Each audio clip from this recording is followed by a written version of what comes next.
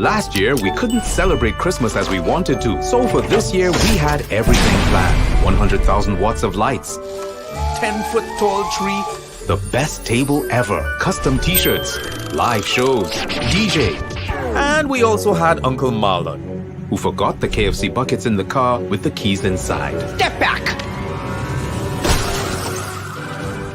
This Christmas is to be enjoyed no matter what. Let's savor this Christmas. At Extra Foods, we care for you. That's why we always have the widest variety, the best prices, spacious aisles of total convenience, plus clean, safe surroundings. Let us care for you. Extra Foods, always extra for less. Hi, good night, everyone. We are back again. It's another Monday. It's another Virago Monday, and we are here with the lady herself, people. We have Miss Michelle Borel in the house. Yes, Michelle, we have you front and center this week. Thank you so much, Laura. Oh my goodness. It is good to finally be here and just be able to absorb your energy, soak it all up. We love you. Especially thank you. By Virago chat, we always like, Laura is a boss. Thank you, Michelle. Thank you. So, guys, if you are now joining us, we are here with Michelle Borel. Michelle is the person who compiled this Virago woman book together with Penelope Spencer, Nikki Crosby. They came up with this concept to just get all these wonderful women from Trinidad and Tobago to tell their stories. And their stories are beautiful, they're motivational, they're inspirational. There's so much that we could learn from these stories. And Michelle, you officially launched the book yesterday at Trinity Mall, the media launch. Yes. Congratulations, the book is here. How was it? It's here. Yes. You just love that new book scent, right? Yes. Who loves to read loves that new book scent. And with the very, very beautiful cover art by Shannon Hutchinson. Yes, Shannon gorgeous. Is so amazing. And then when you open the book out, if you realize you're getting that look at them all in the back. Yes. Good night, Sarah. Sarah was our interview last week. Good night, Sarah. How are you? We missed you yesterday, Laura, but you were there. We were calling you a name. I was there in spirit. I had another engagement, unfortunately, that ran a little long. But I was there in spirit, Michelle. Okay, we felt it. We felt it. Nice. And we gave you all the love as always. Yes. Thank you, Michelle. So, guys, Michelle is not just the person who compiled the book. Michelle, you are also one of the authors in the book. Yes. And you have a very powerful chapter that, Michelle, it is chock full with lessons. So I want to start with one of them that really jumped out at me. Thoughts become things. Yes. Thoughts become things. Yes.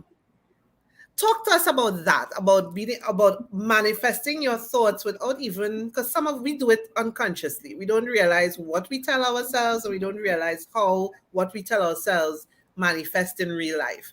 So tell us about that. Laura, I think you're one of the persons that would know I believe in energy, and I always listen to that quiet voice, and I'm very intuitive. So that being the case, I listen to that quiet whisper within always. And in terms of thoughts become things, that is what you would hear Bob Proctor talking about. Anyone who's a follower of The Secret, you would often hear that thoughts become things. But I want to go even further, because while, yes, thoughts become things, as Dr. Joe Dispenza says, he says it's our emotions that act as a magnet. Because you can have a thought, you can see the vision in your mind, but you also have to have the emotions to go with it and be able to meet it at that high vibrational frequency. And that's why I don't like sucky people around me. You have to be at that high vibrational energy. As Stuart Wilde says, seriousness is a disease of the ego. So knowing these things, being a practitioner of this and seeing manifestation before my eyes so strongly, always living it, that is why I'm very quick to cut anyone or anything that is negative, because Wow. thoughts become things, but emotions are the magnet that just pull what you're thinking to you. So you have to have the emotion to meet it. So you want to manifest, you want to draw something to you, you have to be able to meet it at that high vibrational frequency of joy. Wow, Michelle, that is so powerful. Give us a little insight into your story that helped you to come to this realization, to understand emotions and thoughts, and how what we tell ourselves Mm. manifests. Yes. In terms of how we tell ourselves manifest, it's not only what we tell ourselves, but it's right intention plus right action gives us right manifestation. We often hear of faith without works is dead, and that's what it is. It's truly a walk of faith, being able to move despite what you're seeing. This Virago journey in itself has been a walk of faith, because it was not until the latter end that we got our sponsors, who I'm very thankful for. But Yes. we were walking and moving regardless, just moving forward ever, backward never. And as you and I were chatting about earlier on, I was like, yeah, forward ever, backward never, Laura, orthodox, we orthodox. And I'm saying that and you're chuckling, but realistically, being Ethiopian Orthodox, my faith, I think, has a lot to do with it. Okay. And I think that being the basis with everything that I've learned, just knowing those concepts and what I would have learned from the Ethiopian monks, that has been very helpful. And throughout my life, I think I have been around a lot of persons that have poured so much into me positively, and that has aided tremendously. Even when I was going to school, I remember before heading to school, I would go to church. After Wow. school, I would go to church. And it was not something that someone was guiding me to, but I still believe more in spirituality as opposed to religion, because I think it's not just about being ritualistic, it's about being Yes. practical. How we treat people, we treat God. I can't say it any simpler way. How Yeah. we treat people, we treat God. So that is something that I always keep in my mind, even when interacting with persons, regardless of what someone does to me. I know that nobody does anything to me, they do it unto themselves. And that is the reality when we're talking energy, when we're talking vibration, when we're talking manifestation. You're living your thoughts, you're living your emotions. And we need to understand that you want a better life, think better thoughts, feel Yes. better emotions. And sometimes you have to feel the feeling even before you genuinely feel the feeling. Feel the feeling of joy and pull that to you, all the goodness, all the desire, all that you crave, all that you want. It's there for you. But you just have to get in that high vibrational frequency of joy, which is the highest one for manifestation. Michelle, I mean, it sounds, excuse me. It sounds easy. It sounds simple. It sounds like a no-brainer. But when you're going through situations that, Mhm. it is so easy for a lot of people when they're going through, when they're Mhm. in the darkness, to Yes. think that that is the only thing that there is, that to not be able to see the light. Yes. Um, they look around and all they see is the darkness.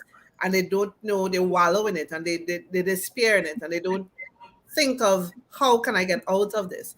Yes. What is your advice to people to begin that journey to finding that joy, Michelle, to finding that light? How do you begin that journey? Where does it start? Out of evil commit good. We need to always recognize that. And you ever realize that if you're in a dark room, after a while, your eyes adjust, Hmm. you're able Yes. to see better. Yes. And even when you're, let's say, for example, meditating, they always say to you, in terms of meditating, the best way to ensure you get into the right frame of mind, you go into the darkness, you turn off the lights, and you have only natural light. For example, your candles, and you take off all the artificial lighting. So we Yes. need to stop running from the darkness. And when I understood the light within me, I was no longer scared of the darkness around me. And we need to not be scared of the darkness that we even have within, because we have to take the time as well to sit with our shadow self, spend time, and really be able to dig up the parts of ourselves that we need to trim and shape, and know that just as much as we need the positive, the negative is also there for balance. So don't give up on any of it. Embrace it, acknowledge it, and in acknowledging it, knowing it, and understanding it, then you will be able to control it. And you lived that experience through your marriage, your first marriage. You lived that We're experience. married to the same person.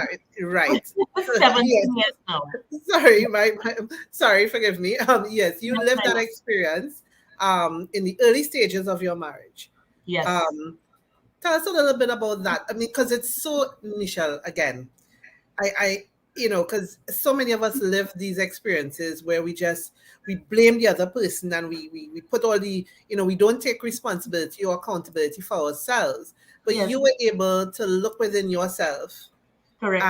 and see where you contributed to whatever the issues were. And you were able to say, you know what, I'm not blaming this person. I'm not even blaming myself.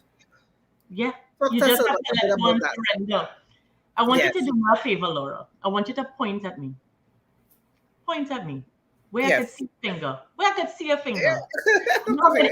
many fingers pointed back at you? All.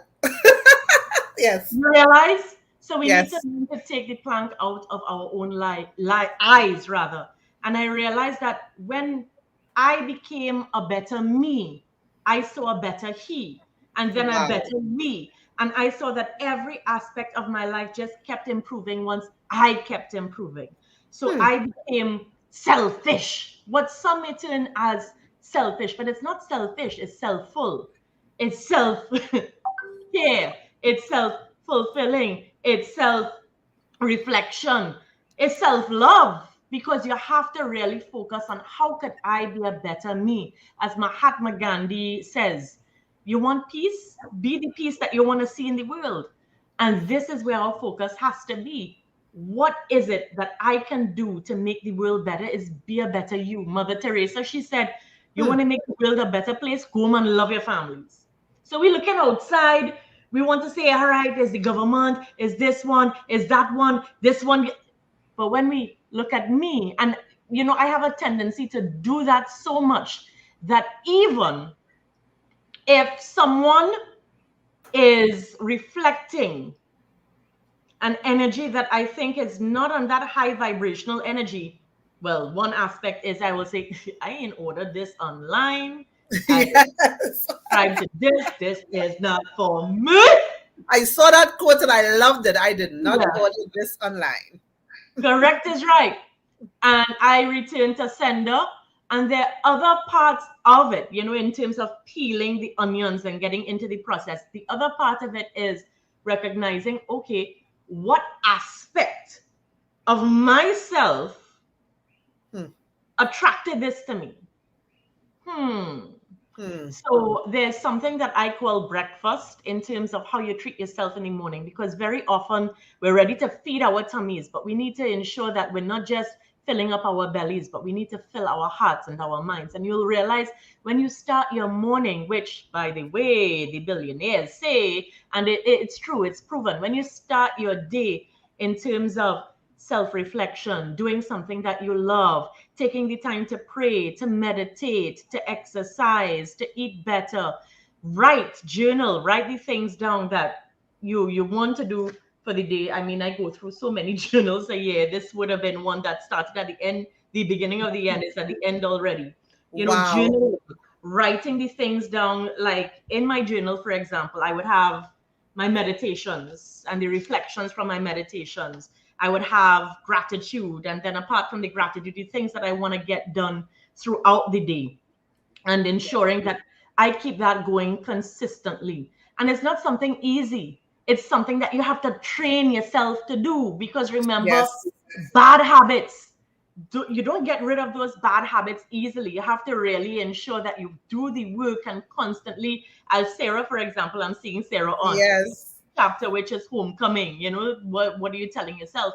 You have to more or less ensure that you're watching the self-talk and talk yourself through everything, but replace those bad habits with good ones. And I think too, you really, when you get to the point of, let me take a look. What's going on here?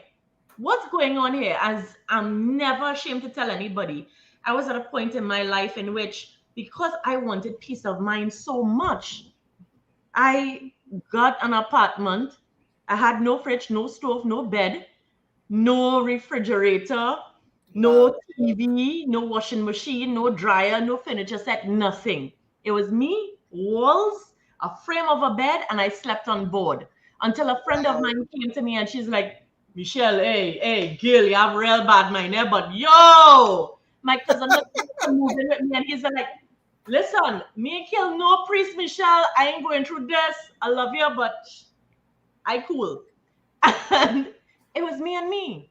And in the Wow. me and me, I saw every single thing just appear. And I started to realize from a very young age, but especially within that time period, I started to really recognize that things appear. You think something, it appears. So think better thoughts. I saw things Wow. happening. And even with regards to my marriage, I remembered while my husband and I were separated, I finally got to a point in which I saw him within myself. And I felt like, ooh, I was so focusing on his negatives. And I finally started to realize, but wait now, Mm. I ain't no saint boy. Mhm. Yeah. And Michelle, that And is huge. And that is a huge step yeah, because so many couples, when relationships fail, yes, it's all about casting blame. it's You are the all about problem. You are the ready problem. to point those Yeah, fingers. pointing the fingers. But many, many times, Yeah. we chastise people, we fall out with Mhm. people, we create distance because of our behaviors. But sometimes the Correct. behavior is a symptom of something else, you Correct. know. And we need And to step back and figure out, well, what is, you give the example of the clogged pipe.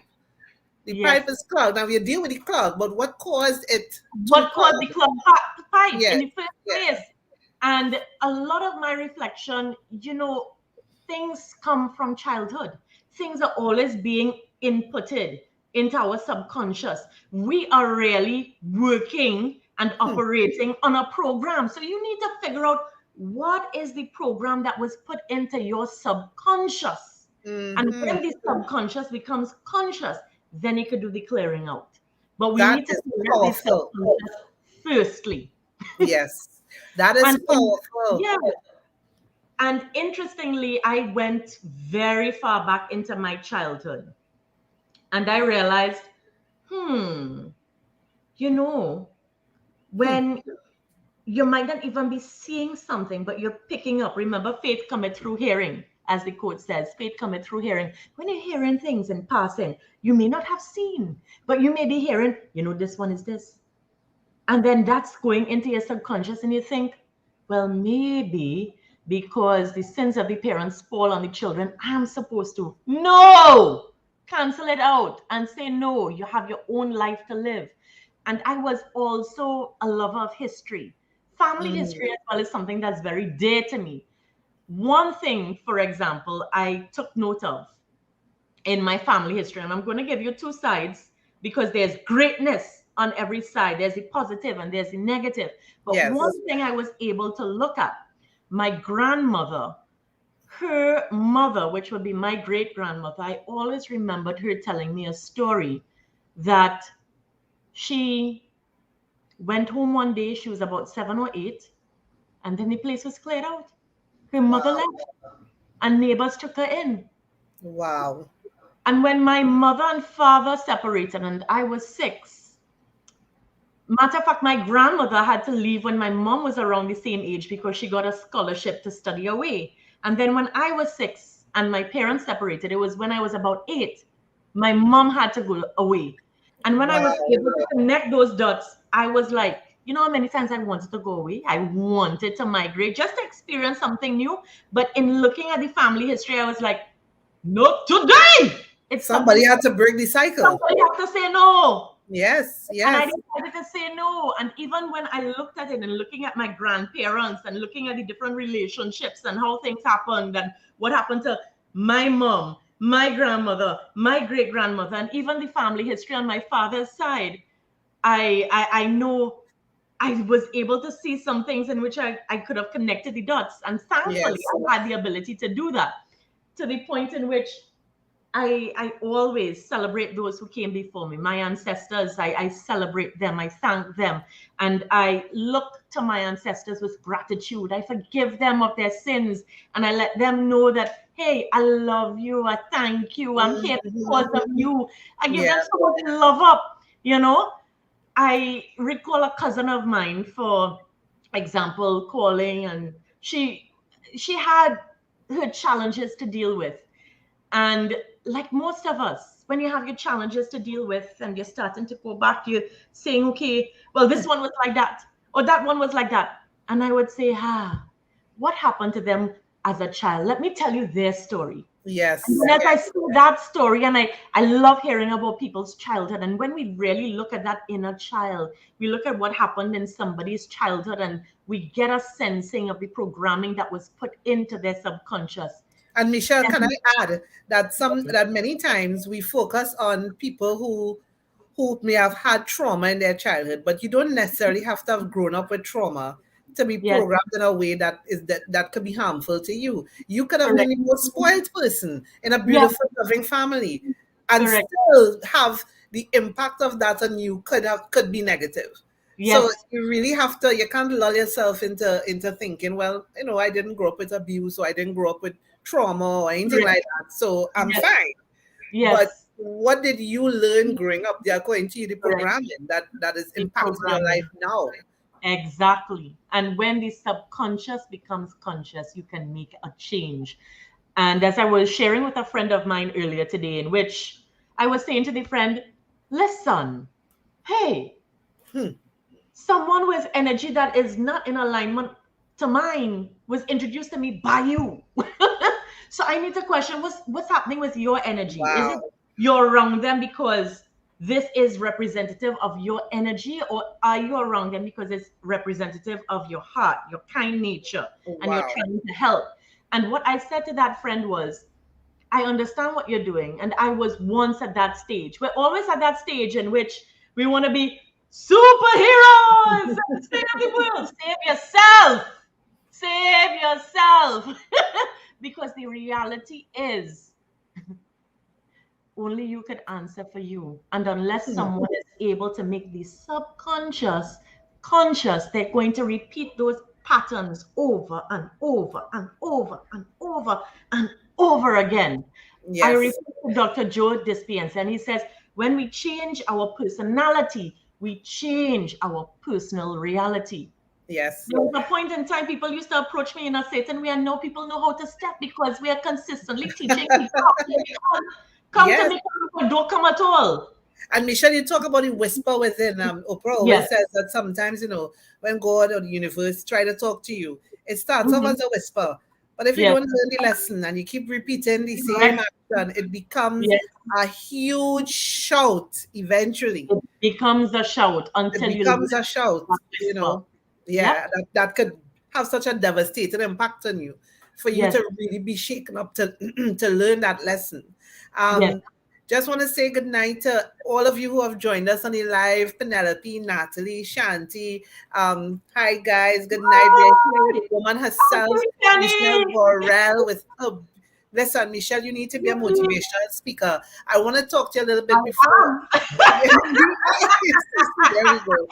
I did not know this, Michelle. I did not know this. No, I know I'm you bring doing a lot with of Les love. Brown, my Look darling. at My that. speeches. Look at that. You are so Ego, good. You are drop the so E good. and go. When it comes Yes. to ego, drop the E and go. That's my signature speech. And Nice. normally when I try to give another speech, I remember I went to an international forum and they introduced me and they're like, here's Michelle. And then when they realized I wasn't given drop the E and go, after I spoke, they're like, yeah, we want to hear about drop the E and go. Look at that. So, Michelle, I want to talk to you a little bit about Virago woman. Yes, please. About the journey to capturing all of these stories. Can you just, Mhm. because we've spoken to so many women over the last almost 2 months now, and Yes. I've given a little intro explaining what the book is about. Now we have you here. So for those who don't know the story, can you tell us a little bit about the origins of this book? the origins of this book, the social climate with all that was taking place at the beginning of this year. I just, when you feel a pain in your belly, I felt a pain in my belly when I was hearing of everything that was taking place with women. And I just felt like I was fed up, absolutely fed up of us having something for 7 days and then we go back living our lives normal. And I just felt like we needed a constant dialogue, a constant conversation. And with what I was going through professionally as well, I said, something? Abuse is happening in so many ways. It's not only happening in the homes, it's happening in the workplace. Within the pandemic, there are some employers abusing employees, overworking them. And we need to understand that we cannot continue to allow that to happen. No abuse at home, no abuse in the workplace. I want no abuse on the road. Don't give me no bad drive and then put out your hand and I don't want it. I ain't come out for that, So consistently, we have to have that dialogue. And sometimes we abuse ourselves based on the self-talk we're having with ourselves, the way that we're treating ourselves, the way that we're putting everybody else on top of us instead of taking care of us. It is not selfish to take care of you. And I just felt like when it comes to my sisters, when it comes to all of us, we're stronger together, we're better together. And it would make sense if we have a community in which we're supporting each other and constantly having these conversations. It is okay to share your lessons and allow the room to just be brighter by lighting more candles. It's okay if somebody better than you because of the wisdom you shared with them. We're supposed to want people to be better, to do better. And you know something? When you're really able to get through whatever hurt and pain by sharing the lesson, that's how we know that you were truly able to learn. So when you read all of these stories that these amazing I'm not finished yet because I want to talk about Auntie Penny and Nikki. Yes. always. And it's because when you go to someone with an idea, that first person that you share an idea with could be a determining factor, especially if you're not a strong individual and you're hard-headed. Mm-hmm. Auntie Penny, every single time I go to Auntie Penny, let me go. We're doing that. Yeah. And not just saying, let we go, going the way with you and encouraging you. And it's the same thing with Nikki. We would be in the corridor and we at work and we're going for coffee. And Nikki, I think I'm doing another book. I find I should do a book too, I find it, and we go in and we go in and we go in. And it's really from that intention, from that sisterhood, from that love circle, everything just started expanding and it keeps going. It just keeps going.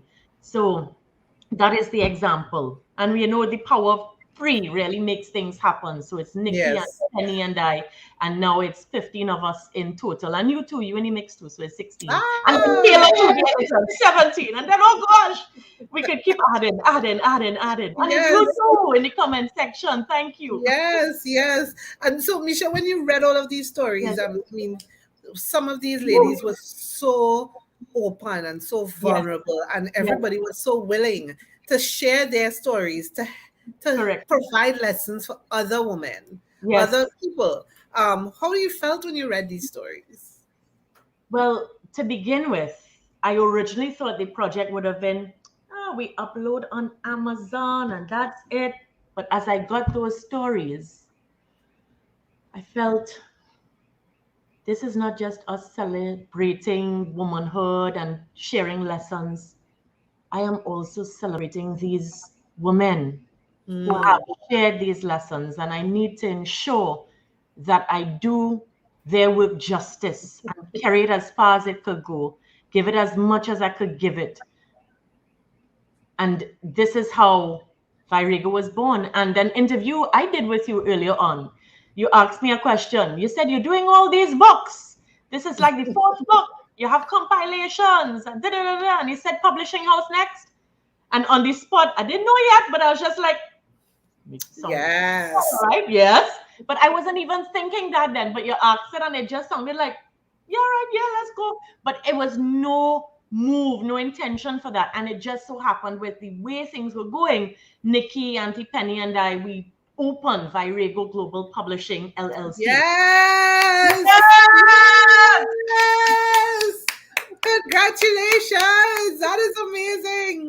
And we already got requests coming in. We have so many other amazing projects that we're getting ready to work on. So we're excited about that. And yes, we welcome you, viragoglobal@gmail.com. Feel free to send your requests there and let's get those projects started. And Excellent. it also gave birth to Virago Global, the NGO that we're in the process of registering. Nice. And we're very happy about that because it gives us the opportunity to support other NGOs, which is exactly what we're doing now through this project as part proceeds go towards the shelter. Yes. Excellent, Michelle. Excellent. A natural progression, and look how it has blossomed. You into just something let go and let so go. Surrender. Let go. That right there is the lesson tonight, guys. Let go and let God.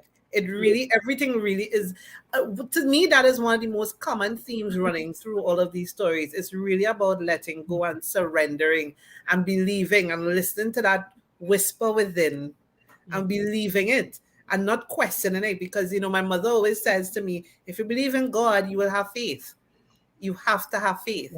And so many of these women have shared their stories, and having faith is a common theme throughout. It's what has gotten people through their darkest times and pull them out and listen to that voice. Michelle, I have learned a lot from doing these interviews, and I cannot wait. Yes, I've read most of the chapters. You've read most of the chapters, yes. Yes, but I can't wait to get my own copy so I could sit down quietly and just really absorb everything again. Yeah. Yes. This is amazing. Thank you so much, Michelle. And thank you so much to all of you who have been here with us. Before we go, we just want to say thank you to the sponsors who have made this book possible. KFC, Extra Foods, GMGT, and then Medical Associates, Nexus. Thank you so much for your support for making this a reality. We're very, very appreciative. Alana says she must get a copy of this book as soon as she saves up. Yes, you will get a copy of this book, guys. Christmas is coming. It will make an excellent gift. It's, we want to share the inspiration. So get a copy for yourself and get a copy for one of your friends, a co-worker, a relative, somebody who you think need to hear these lessons, hear these stories. And it's a new year, new possibilities. True. And Laura, I want to say thank you for being so willing to do this every week. And we appreciate you so much. We all love you and we cherish you. And we are grateful to know that every Monday you are here without fail at 8 p.m. and give us the opportunity to share our stories via these interviews. And we're thankful for it. And thank you, Michelle. Thank you very much. It's my pleasure. And thank you for asking me. I am very, very pleased to have been part of this journey, to be part of this process. True. Thank you. So, guys, this was another wonderful discussion with the lady herself, Miss Michelle Borel. Thank you so much, guys, for your support in the comments. We love you all. We appreciate you all. Michelle, thank you so much. Have a wonderful week. And thank you. Yeah. My sorry. God. No, that's okay. I was just going to say that the book hits the bookstores on November 25th. Awesome. Thank you so very much, Laura. Last year, we couldn't celebrate Christmas as we wanted to. So for this year, we had everything planned. 100,000 watts of lights, 10-foot tall tree, the best table ever, custom t-shirts, live shows, DJ. And we also had Uncle Marlon, who forgot the KFC buckets in the car with the keys inside. Step back! This Christmas is to be enjoyed no matter what. Let's savor this Christmas. At Extra Foods, we care for you. That's why we always have the widest variety, the best prices, spacious aisles of total convenience, plus clean, safe surroundings. Let us care for you. Extra Foods, always extra for less.